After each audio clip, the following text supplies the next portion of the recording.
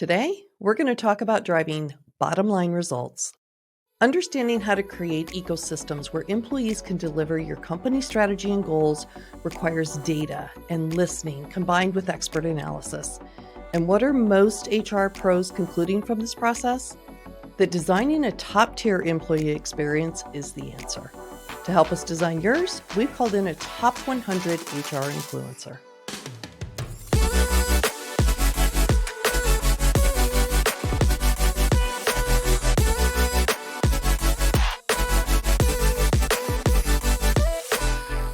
With us today is Lisa Sterling, top 100 HR influencer and chief people officer at Perceptyx. Lisa, welcome to Voices of HR. Thank you so much, Berta. I am so excited to be here today, and this is one of my favorite topics to talk about. So I'm super excited about our conversation. Well, we're excited to have you here. So to start, let's start with kind of where HR is today, kind of in the ecosystem. So there's no question, obviously, that our workplaces are in flux. Businesses are experiencing really this perfect storm of inflation and tight labor markets, shrinking margins. And at the same time, employees are pushing back on traditional in-person workplaces. Women are exiting the workplace, erasing years of progress in diversity. And our HR friends are sitting squarely in the center of the storm. As a disruptor, though, you thrive in this type of chaos. Why? It's a great question, and I think it comes down to I've always been a big believer in, people say think outside the box. My philosophy has always been get rid of the damn box. If it ain't broke, don't fix it. No, you shouldn't believe that. Right? Like it's an opportunity to break things, because when you build them, you build them back better, right? There's new materials, there's new opportunities. And I think HR has traditionally been the part of the organization that people expect to be most behind times, right? We seem to be the last to take risks. We seem to be the last to really innovate. We're the last to become highly flexible and agile. And so while so many not wonderful things have happened over the past couple of years, I do think one of the benefits of where we're at right now is it is literally forcing people's hands to become comfortable being uncomfortable. And I think that is absolutely the place where HR needs to be, because when we start to be uncomfortable, we start to flex muscles that we haven't in the past. And I think we needed this nudge, right? Like I hate that we had to have a global pandemic and some of the economic challenges that we've had. But if one of the silver linings is we've pushed people off the cliff, or we've given them the nudge and shove that they needed, then I think there's some positive things that we can see coming from this. And I'm one of those people who loves to jump off the cliff without the parachute in hopes that something or someone's going to be there to catch me when I fall. That's great, because HR wants you to do it, and then you can tell them how it kind of went, so that they can figure out whether to jump with you or not. Because when we first met, I remember you said something that was so poignant. You said that you like to make business leaders uncomfortable. And discomfort actually for HR can be a strategy. And so you're saying, you know what, HR, rip off the Band-Aid, go for it, embrace the discomfort, because you can build it back better than you did before. Absolutely. Absolutely. And part of what I believe makes some of the business leaders uncomfortable is just this natural evolution where the employee experience or the responsibility of all of the employee elements of a business, right, are no longer that of HR's. They actually are everybody's responsibility, right? Like listening is not HR's responsibility. Engagement is not this responsibility of HR. DEI and B is not HR's responsibility. It's everybody's responsibility. And that makes people uncomfortable, right? Like part of the reason why I never wanted to be in HR, which is a whole nother conversation, was I didn't want to be the out for people for the hard things that they had to do, or the hard decisions, or those Mhm. difficult conversations, right? It's so easy for us to say, oh, well, that's HR's thing. That's HR's responsibility, or they're the ones that are doing that. No, like becoming uncomfortable means all of us leaning in and all of us doing the hard work together. And that ownership and accountability being distributed equally across business leaders in organizations. And I think it elevates the level of leadership. It elevates the maturity of the HR team, as well as the partnerships with our, our functional leaders. And it makes everybody be more methodical and deliberate to contributing to the conversations and the outcomes that we need to have. So to take a page kind of out of your playbook with discomfort, but also kind of all coming together, there was this notion that marketing and communication has used for a long time called the customer experience. It's been around, I think, 1994, I think, is when it was really credentialized. And in the marketing arena, really had tremendous results. It really created synergy across the organization, efficiency, cost reductions, increased loyalty of clients. And it really was a way of looking at your company from the outside in or from the customer perspective. Mm-hmm. But you have said we've become so laser focused on providing the best customer experience possible that the employee experience gets ignored. Mm-hmm. Although the employee experience is a key driver of customer satisfaction. So, why do you think the employee experience has kind of taken a back seat, or is it starting to take a front seat now? So I think there's two parts to that question. So I think it's, in my opinion, it's taken the back seat for so long because we've always looked at we've always looked at our people as the largest cost of the organization, right? I remember sitting in in one of my first executive meetings early on in my actual HR career, as I use air quotes, and listening to the conversation around the table about HR being a cost center and Mhm. about, our payroll and our investment and benefits being the greatest cost to our organization. And as I sat there as an equal member at the table, I was like, folks, these are investments. These are not costs, right? Like Yes. people are who service our customers. People are who build our product and our Mhm. technology. Those are investments, right? And I think we really put an emphasis more on the customer experience because we looked at them as being the ones that drove the financial success and performance of the organization. When in reality, it was the humans in the company that were doing the work that were driving those outcomes. But our focus has always been around, customer advocacy and customer retention. That has definitely shifted, and that pendulum has definitely swung to the Mhm. other side of the equation now. And there is a lot more focus in organizations around the people experience. And back to the point that you made, I've always been a big believer that if you get the investment right with your people, they absolutely will deliver exceptional customer experiences, which in turn will deliver great shareholder experiences, right? Mhm. And so that philosophy of kind of flipping that triangle upside down and saying, no, start with your people. Because if you get that relationship right, everything else naturally works itself out. And Mhm. I think we've started to see that a lot. I think the maturity of the people experience has definitely increased over the past, say, 5 years or so. I remember when I first kind of started in this people arena, people experience was all about the little perks and things that we did in the office, right? Like, oh, we have a great people experience because we have a kegerator that opens at 4 o'clock, or we've got an awesome shuffleboard table that, you can play on. And the reality is those are not the things that people connect to when they think about their experience. It's that sense of ownership, that sense of well-being, that sense of accountability, of being part of something. And that is definitely shifted in the right direction. We still have a long ways to go in getting it right. And I think it'll always be something that we continue to iterate on. There'll never be a state of done with the people experience.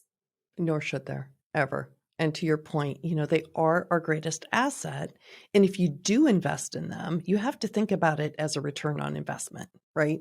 Your CFO, your financial friends sitting at the big table, that's really what they want to know. What is the return? And you're going to have a depleting asset if you don't invest in them. So I love the way that you think about it.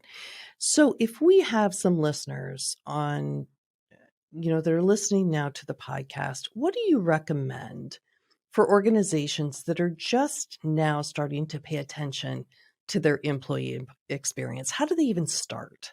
Well, first, I think as leaders, you have to come in with a really realistic mindset, right? Like my first recommendation to all leaders, regardless if you're in HR or you're in a different function, is really, really sit down and be super realistic with yourself, right? Like as we've seen over the past 18 to 24 months, there have been increasing demands on leaders, which unfortunately is starting to put even more responsibility on HR or people teams to drive the action around the people experience. We definitely need to start with putting the emphasis on the importance of the correlation between the employee experience and business outcomes, right? When I talk to other CHROs, unfortunately, that becomes a nice to have versus a must have. It's like, well, listen, yeah, that would be nice if we could do that, but that's not our priority. If you haven't started, start with that being your priority. Start with that being kind of your end state in mind, right? I know as a CHRO or a CPO, I want to sit in my board meeting and demonstrate how what we're doing is actually driving financial performance. It's driving people performance. Like back to your point about ROI. So my thoughts for those of you just starting is be realistic with where you're at. Make the correlation to business outcomes an absolute non-negotiable, and then make it super simple to get started, right? Like I've seen people want to over architect this whole philosophy around, building a listening strategy and really building a people strategy. And it doesn't have to be super difficult. It doesn't have to be complex. I've always been a believer that probably 80% of the challenges that we're faced with as organizations, people somewhere in the organization already know how to solve those problems. They're just not being given the voice or the podium or the opportunity to talk about them. And so go to where the action is. Go to the people closest to your customers. Go to the people closest to, other people in the organization and ask them, get their insight. Because again, 9 times out of 10, they're already going to have recommendations for you about where to invest, where to, divest, what problems to go solve. But again, they're just not given the opportunity to speak up and share that. And so don't over architect this, and definitely don't go for perfection. I'm a big believer in progress over perfection. You are going to mess it up 100 times or over, and that's okay. Just continue to make progress and continue to iterate. So do you recommend starting with what you've coined a listening strategy? And if so, what are you listening for? Absolutely. 100%. That to me is one of the most important places to start when you're thinking about building, a people strategy if you don't have one, even as you're thinking about the continuous iteration of that, right? Like I always tell CHROs that I talk to, like your people strategy should be reviewed and updated as frequently as your business and financial strategies, right? The three things go together. And so the first thing I recommend is go out and listen, ask lots of questions and truly sit back and listen. And, for some organizations, they do that right now, but it's in more of what we like to term an episodic experience where they give one or two listening events. I say in air quotes again each year. And in many of those instances, they're listening to understand what is it that, is keeping people engaged and motivated and giving that discretionary effort. They're equally also listening for the flip side of that to understand, what is causing people to not show up as their most authentic and genuine self at work, what is keeping people from truly delivering that discretionary effort. And that's okay if that's where you're at, right? There's definitely a listening maturity model that's out there in terms of where organizations are. But I think most people start to really listen to understand, are people really engaged here? Do they want to stay here? Are they proud to work for the organization? But that has to evolve over time, right? And those moments that matter, or those listening moments, have to become more frequent, and they have to move far beyond just listening for some of those basic things about pride in the organization, desire to stay there, etc.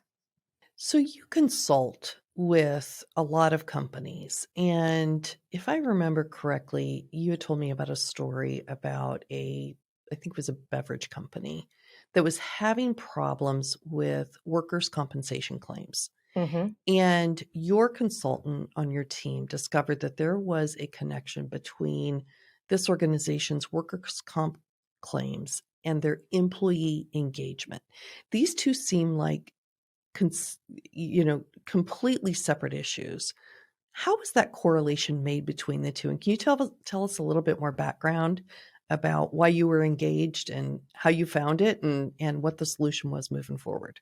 Absolutely. So it's ironic because if I look at the maturity curve that this organization was on at that time, they were far more what I would consider kind of in those early maturities. They were more episodic in the way they surveyed their employees. They definitely had not made the shift to continuing listening at that point. And as we were going through kind of the executive summary, we had a conversation with the CEO and the CHRO, and the CHRO had just randomly said, over the past year, we have really started to see that more and more people have had accidents on the job. And we started to dig in and ask some questions. Was it in a certain segment of the business? Was this a more generalized statement?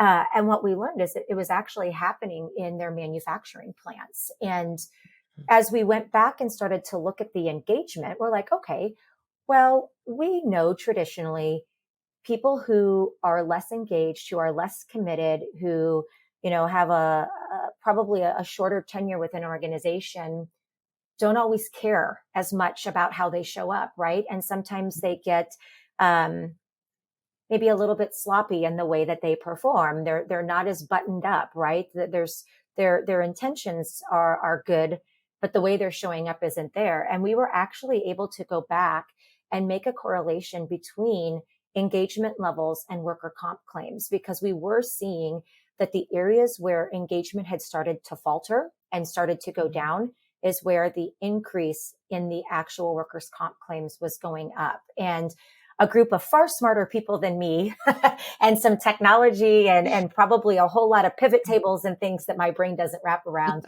were able to actually do an analysis that allowed us to demonstrate to this client what the cost of disengagement actually was costing their business, right? And so when companies and CEOs and CFOs and CHROs hear about my engagement's going up or my engagement's going down or whatever, a lot of times the answer is, so what? What does that mean for our business? Well, here there was actually a demonstrated impact that by people being disengaged, it was costing the company money. And as importantly, it was grossly impacting the well-being of their people, the people they were making the largest investment in the entire company, right? And it wasn't good for either the employee or for the organization. And so that's where I think when people get more mature on their listening, it's not just about the frequency or what they're listening for. It's understanding how what we do or don't do, what we say or don't say, not just has impacts on people's state of mind or on their well-being. It actually has impacts on the actual performance of the organization. So when I hear you say listen, you just gave a perfect example of a root cause correlation process in data that tells you exactly what's happening and why in your organization. And you actually then pulled it through to here's what's costing your organization. So your listening, I guess, in this instance is data driven. Mm-hmm. So you said before, listen to what the employees go out and listen to the employees, to the people. This example, you said use data, and it will use a root cause analysis. It will help you understand exactly what is happening in your manufacturing plant with your workers' comp claims and what it's costing your organization. So there's two ways to listen and to build out your employee experience. Is that what I'm hearing?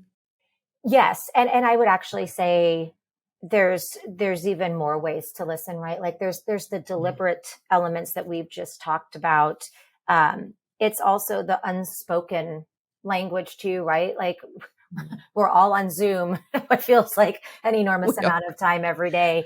And you can listen by watching at the same time, right? Like there are unspoken languages and words that come across when you're interacting with people, when you see a radical shift in their demeanor or how they show up. There's things that we hear externally, right? Like I'm right now, all of the listening that I'm referencing has been very inward. But if you think about some of the other external places where people can speak, so to speak, you need to listen to those too, right? Like, so when I was at a previous organization, we actually had a very, very large emphasis on our listening strategy internally. What we didn't focus on so much on at that time was how people were speaking about our organization externally. And with sites like Glassdoor and Fairy Godboss and others out there, organizations that aren't continuously reviewing what people are saying about their organizations on those sites are also missing a really important listening channel, right? Because we're not asking them for feedback. We're not asking the questions, but somebody else is, and they're responding to them about our organization, right? And so when people embark upon the employee experience and want to validate through data if the employee experience is delivering the desired internal, employee outcomes as well as financial and business outcomes, they need to have a more holistic approach to where they're gathering that data from. Because if you're only using the internal data, a lot of times you're missing a really important element of the story because people aren't always 100% authentic and transparent internally for fear of repercussion, right? But when they're allowed to go out to these anonymous sites, so to speak, and have that anonymity, you learn things that maybe you're not hearing internally. And so I think when people think about their people experience and they want to measure the success of it, they really need to look at all those different data points, both internally and externally, to really have the full picture. So let me ask a real practical question for those that are listening in, and they're saying to themselves, you know what, we don't have an employee experience really documented right now, but now I'm convinced I need one. Are there 5 categories to a typical employee experience? Is there a framework that you can share that a CHRO or a director of HR at a 500-person company, 200-person company can begin to use to, I guess, document their listening strategy and their employee experience? Well, I want to just lean into something that you've said, and just challenge this for a moment. Whether a person has a documented people experience strategy or not, they have a people experience already happening, and they just intentionally are not focused on it, right? Like it doesn't matter if you have a 5-page or 15-page PowerPoint that documents your people experience. There's an experience right now that people are feeling, and whether it's intentional or unintentional, it is what it is, right? And I think that's the thing that when we talk about kind of a 4-stage model for listening and building the right people experience, you got to remember that even if you aren't there, there's already a perception of what your people experience is, right? And so I would say my first part before you even get down that path is go understand what people believe it to be today, even though you don't have a strategy in place. Because like many things, you could go try to solve for what doesn't need to be solved for. Mm. And I'm going to use just a real quick example on that before I actually answer your question. Um, we were trying to solve for people feeling Zoom fatigue. Like we truly believed our employees were having Zoom fatigue, and this was a real thing, right? And so we went out and we put some steps in place to say, okay, let's have a no meeting Friday every other week. Let's give people more space, etc. Well, when we went out and started actually asking people about how these things were impacting them, did they feel less? We actually had multiple people say, we weren't ever experiencing Zoom fatigue. Like we weren't quite Mm. sure why this was a thing, right? And I think what happened, and this goes back to my earlier statement about go to where the action is. The Mhm. people that were sitting in a room talking about Zoom fatigue were people that had Zoom fatigue because we were senior leaders and we were on Zoom all day long, right? All day long, yeah. Our employees, however, were having a very different experience. And so Mm. we spent time and energy making change to something that we perceived to be a challenge for our people. And we didn't go ask, right? We just Mm. assumed. So that's just, I would say, like, go to where the action is and listen even before you're ready to start building your strategy, so that you make sure that your strategy is in alignment with where you want to take the company, but also aligns with where your starting point is, because those two things being grossly misaligned can make your best intent and your best intentions go awry if you're going down a radically different path than where your people think you are or where you need to go. So I'll start with that. Um, there are frameworks. We have a listening strategy framework at Perceptyx that works with many organizations, large and small. And Mhm. it starts with, again, with kind of an assessment of where are you currently? And that was kind of what I was talking about there, is like, do a maturity assessment on your own business and look at it in terms of how mature is your talent acquisition organization? How mature is your integrated people enablement function? How mature is your enablement and delivery function? I always start there in every place that you go, because some are going to be more mature than you think. Others are going to be far less mature than you think. And it's important to understand your maturity in all those places. So I always start with that assessment. In terms of how you build that strategy going forward, it's not a one size fits all, right? Like I said earlier, I like to believe in throw out the box. Don't think outside of it. Because when you tell me to think outside the box, you've already put me in some parameters where if you say, here, you've got a white canvas or a blank canvas, go after it, go get it. You come to different places. So I guess my feedback to the folks on the team would be start with listening, start with the actual maturity assessment, build a plan that's not for the current, but for the future, right? Mm. I see too many organizations start to build their people strategy based off of where they are today and where they want to be, but they need to think about where they really will be in 2 to 3 years and build backwards from there. Don't try to build Mm. towards that, right? I'm a big believer in what got us here won't get us there. What it takes to get to $100 million is not what it takes to get to a $250 million Mhm. company, right? The roles are different. The design is different. The plays that we execute on are different. And so I would say that that's kind of the third piece is truly build for the future. Mhm. And the fourth piece is really get the right people involved in building of that strategy.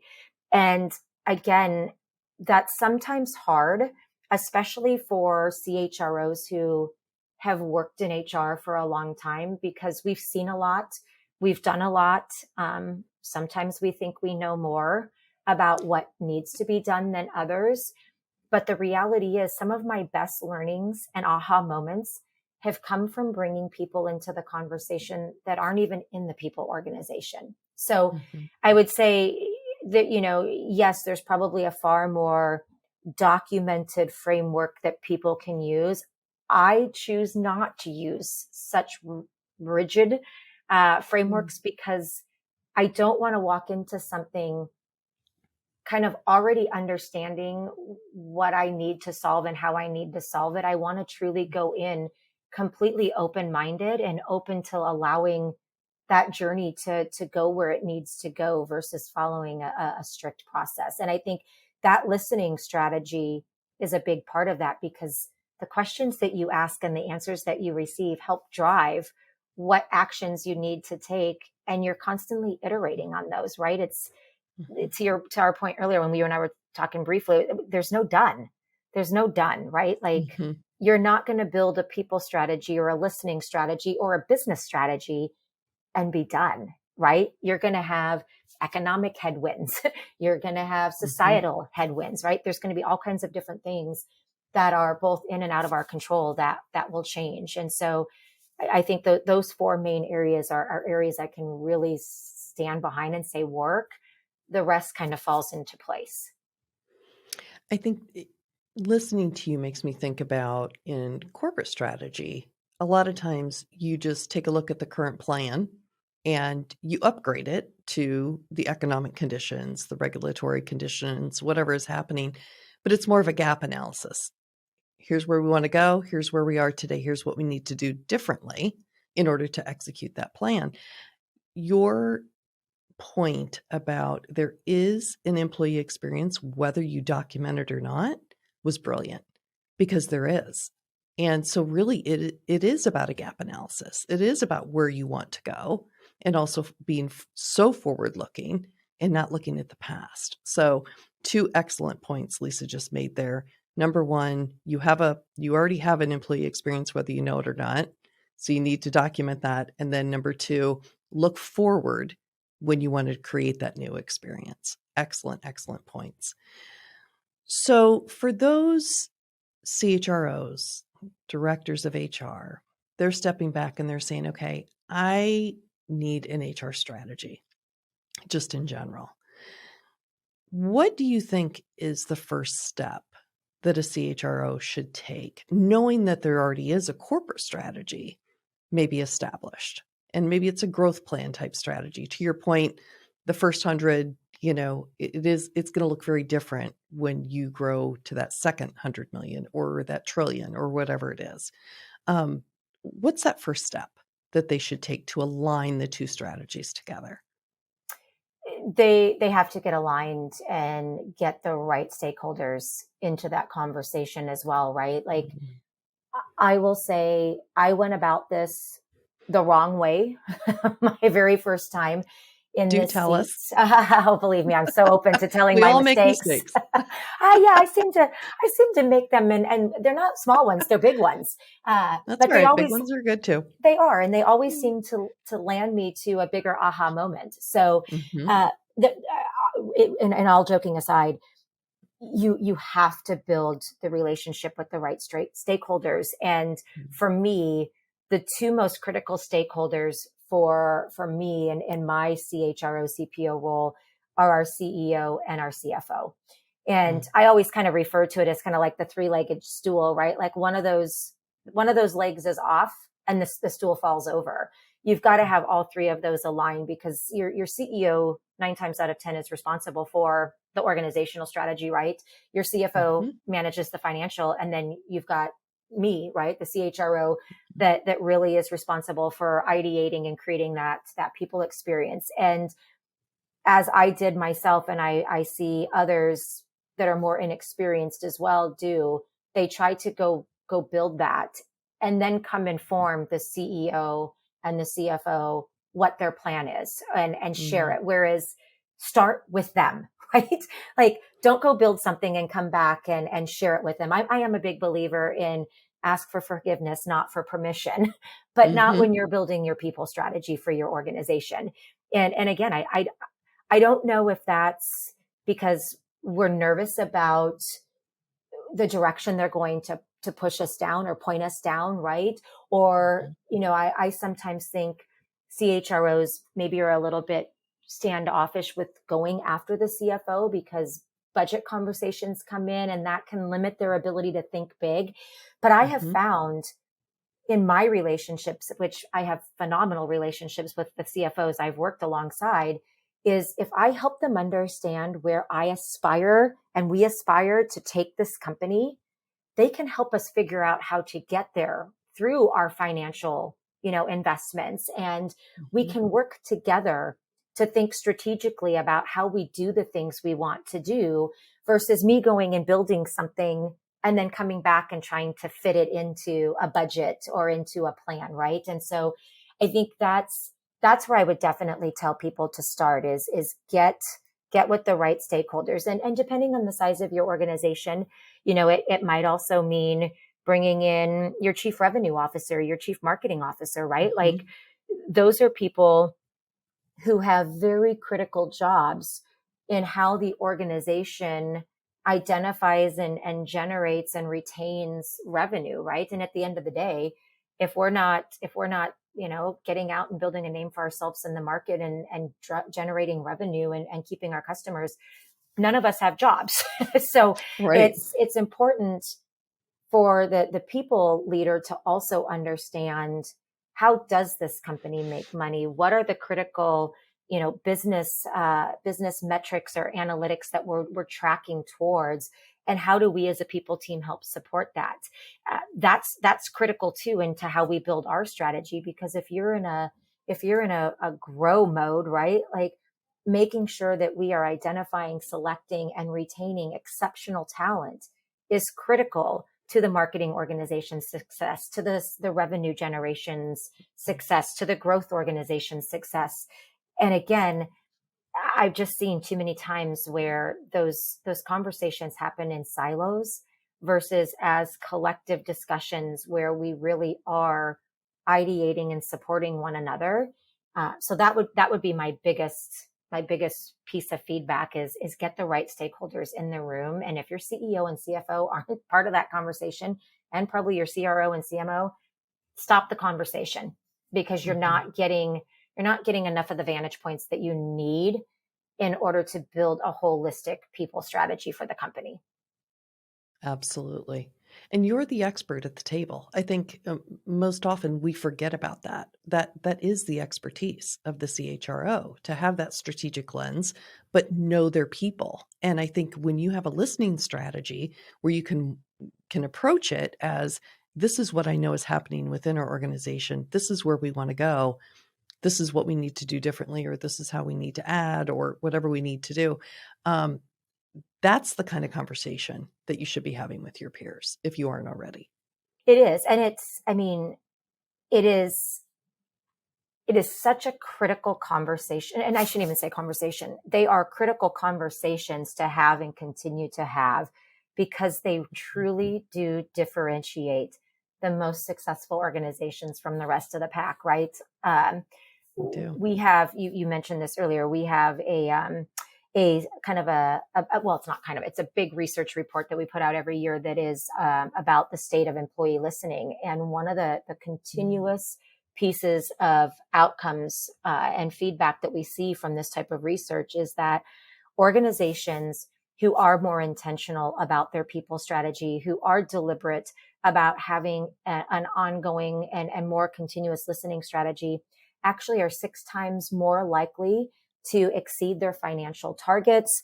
They are 6 times more likely to achieve higher levels of customer satisfaction and engagement, which we know has a direct correlation to, annual recurring revenue growth, to margin growth, et cetera.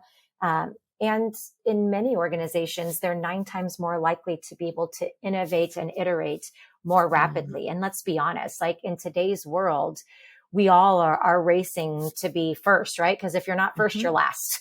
Yeah. Or so you either have to be first or the absolute best. And again, I think we forget at times that our people strategy is such an important element, and our listening strategy are such important elements to those things. And we get busy, right? And Mm-hmm. we forget, we can't forget anymore, because if we forget and we're not doing the right things, our people remember for us. And they help remind us by leaving the organization, going to our competition, not showing up the way they should.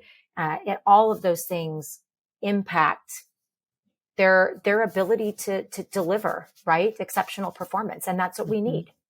Well, this is such an incredible conversation. And you just mentioned a annual study, which I suspect is that on your public website? It is. It is. It's called the State of Employee Listening Study. It was conducted the second half of 2022 and was launched earlier this year. So yes, you can go out to perceptyx.com and go into our resources page, and there's an opportunity for you to download it. I highly recommend taking a moment just to read it. I mean, I work for the company. I'm our chief people officer, and there were still things in there that I was like, oh wow, that's interesting. And this is what we do for a living. But there's some good nuggets in there that I think would be helpful as people start to embark upon this. Or even if you're already a mature organization when it comes to listening, there's always things that are iterating and changing. And I think there's some good Mhm. nuggets you could take away. Well, and research is always a very big component of a listening strategy, right? It brings a lot of credibility to the table when you have authoritative sources like yours that have already conducted the research. So we will make sure to put a link in our comment section so that our listeners can easily find that fantastic research. All right. So at the end of every podcast, we have a segment called Rapid Fire Questions. One sentence questions with one sentence answers. You ready to play? I'm ready to play. I love games. All right. Let's do this. Let's do this. Why should the C suite give HR the credibility they so deserve? Well, I think this goes back to what I said earlier. They're responsible for the largest asset and investment in the organization, and they have probably the greatest insight into employees' perceptions. What is the biggest problem you or your team solved this year? Oh my goodness, that is a wonderful question. Um, we actually there's one I would there's an answer I'd love to give you, but it's not quite solved yet. What we have solved is the whole focus on internal mobility and kind of career advancement and development, which we've learned is one of the most critical reasons why people choose to stay at Perceptyx. And it's been an 18-month long program that we've been building, and we launched it earlier this year. Fantastic. How did you had mentioned earlier that HR, that you kind of came to HR in a odd way. So how did you wind up in HR? And is it something that you started out pursuing or did you fall into it? Um, I Maybe can't one answer more that than a in one one sentence question or in answer? one sentence. um, no, it's funny. I will definitely say this is one of those areas where I was pushed, but in a very nice way. No, in full transparency, anybody that's heard me before, I spent the greater part of my career trying to avoid the HR function at all costs, right? But I had consulted to CHROs, I had sold to CHROs, I built technology that was for HR departments, and a very brilliant CEO one day asked me to step out of a product role because I was building or designing product for one of the large HCM vendors. He asked me to bring my perspectives and philosophies to their people team and to literally Mhm. start over, like white canvas, go. It's been the most rewarding and challenging career element or chapter of my career ever.